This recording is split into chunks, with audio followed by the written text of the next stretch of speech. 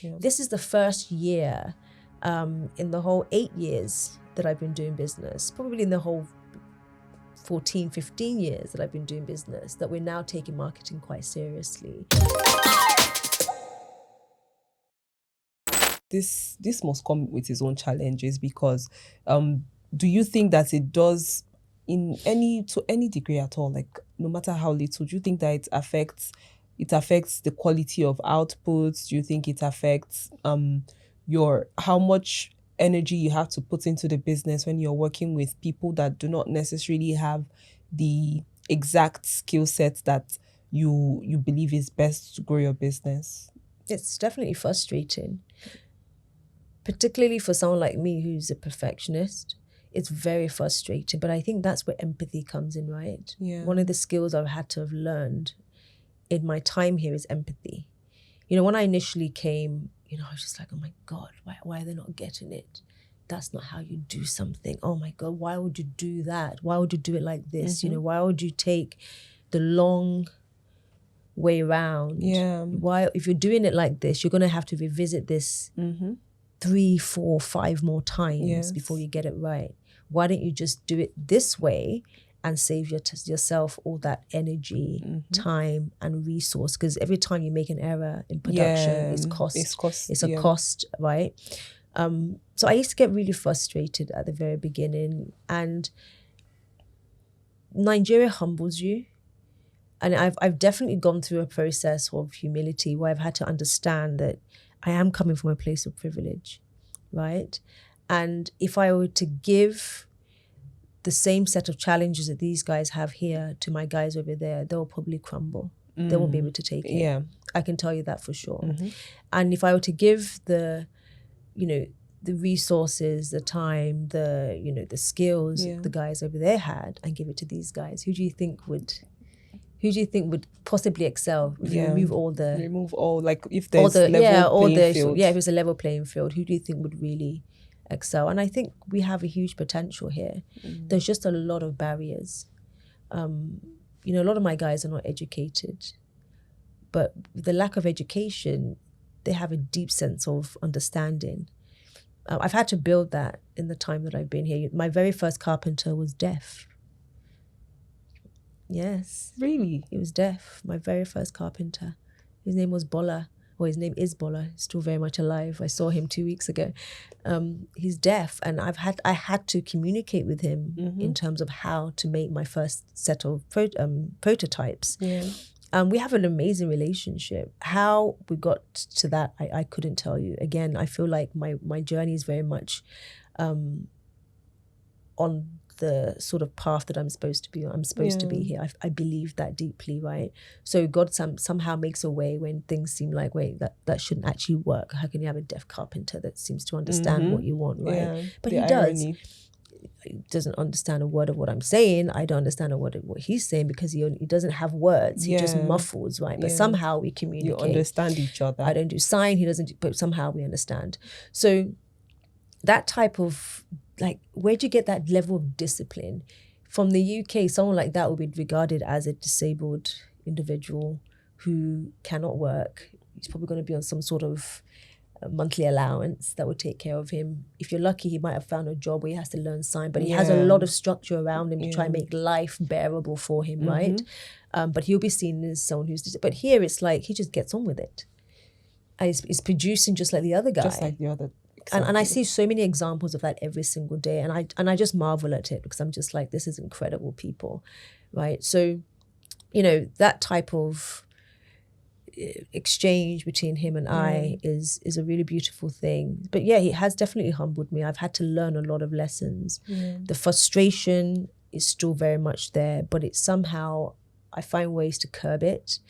Empathy has to be a big part of it. But I also like to say that I like to hold people accountable, because accountability cannot, but I think that it has to come with a level of empathy, and try and meet people where they are.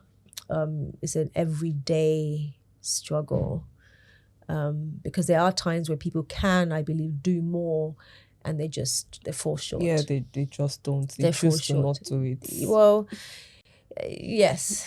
Sometimes it can be, because I've had my own fair share. Like, living in Nigeria, the way things work, they're very different. It's upside down. Yeah. The things that should take time don't, and the things that that shouldn't take time they take a do. very long time. They It's do take a upside lot down, of time. inside out. It's a very interesting system, but it works. One thing about one of our guests on the podcast, she had mentioned something that stuck. Nigerians are like rubber. They just The bounce back. you just any situation you find yourself, you just adjust. If you put a band across my hand, it's going to go through. If you put a band across this table that is like 3 times the size of my hand, it's also going to go. So that's how Nigerians are. Whatever curveball is thrown at you, you just try to fit the ball into that band. Just keep packing your baggage and just keep packing it, and at the end of the day, you just find a way around it. But you realize that's what allows them to thrive in other environments very quickly. Very, very quickly. Yes. Nigerians they're not late bloomers at all. Once they get into a system that works, it's like it's clockwork. It just happens, second nature, because we're used to having the grid has collapsed how many times now? The national grid that is supplying the whole nation light. And everybody still has their phones on, or everybody still had their phones on. Everybody was still fine. Like, it was annoying, but You found a way. Yeah, we were okay. We're still on Twitter talking about it and laughing, despite how serious that thing is. So we're very interesting and resilient people. It's great, and it's also concerning at the same time. But I guess God has a sense of humor. He knows what he does to people like us, especially. I always say Nigerians are very ironic people. There's always this great sense of irony in everything pertaining to us. But yes, God definitely has a sense of humor. He has a sense of humor because he knows exactly what he's doing. People that are not us cannot stand certain things, but we do, and we move ahead, and it's just like nothing happened. We just brush it off like, oh well, and there goes that. And that's just it. So I would like to ask you, for marketing your products, for instance, what strategies have worked best for you? What's the ideal marketing strategy? And even before that, how did you determine your ideal customer, then build a marketing strategy that works for your ideal customer? That's a really interesting question for me, because I don't really consider myself a marketer per se. A lot of the work that we've done has been very organic. We've grown organically. We've positioned with certain people, and from the sort of work and jobs that we get, it's a lot of referrals and people referring us. So our work kind of speaks for itself. Yeah. This is the first year in the whole 8 years that I've been doing business, probably in the whole 14, 15 years that I've been doing business, that we're now taking marketing quite seriously as a very intentional part of our strategy, right? At heart, I'm a builder, I'm a maker. Yeah. So I've had my head very firmly down, just making and trying to figure out how to do quality in an environment like this, right? We've been building and building. And we've been lucky in the sense that, a lot of our clients have sort of gone on to refer us, and that's how we just sort of bring in work. But this time we're like, now that we've learned certain lessons and we have positioned and we know that we have capacity now to pretty much handle any project and do anything. I'm now getting to the point where I'm more comfortable making noise, right? I've always had a bit of a challenge with making noise and not feeling ready. That's always been a reservation of mine. It's like imposter syndrome. You feel like you're not there yet. Not quite imposter syndrome, but almost like there's a certain standard that I want to keep with my work. Okay. And until I can guarantee that standard over and over again, I'd rather just not. I'm very much sort of I'm in front of the camera talking about my process, talking about my journey, but you'll never see me in front of the camera talking about my products.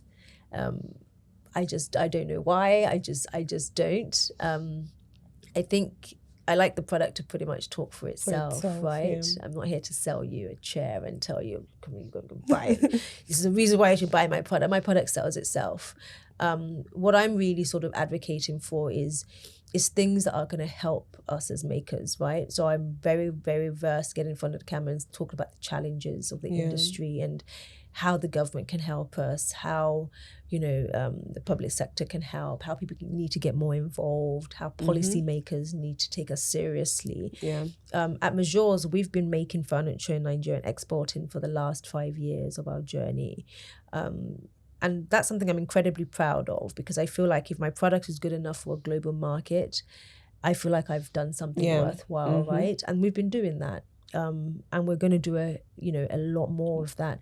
And this is really where I'm at in terms of the marketing is, you've got great work. There's a lot of great people making great stuff in Nigeria. They just need to be supported.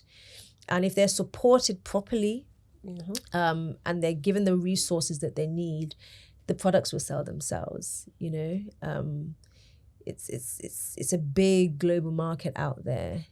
And I think we're now gearing up to start getting ready to start really positioning for those opportunities. Okay, so you're after around 14 years, you finally decided that we can make some noise now. I think we can make some noise. We can start, patting ourselves on the back. And getting a little bit louder. Yes. So you were just patient through it and trying to build a standard, and now you're comfortable with the standard. You're good to go. You feel like marketing is well, and also as well, there was a worry that if we can't meet a certain demand, why garner all of that?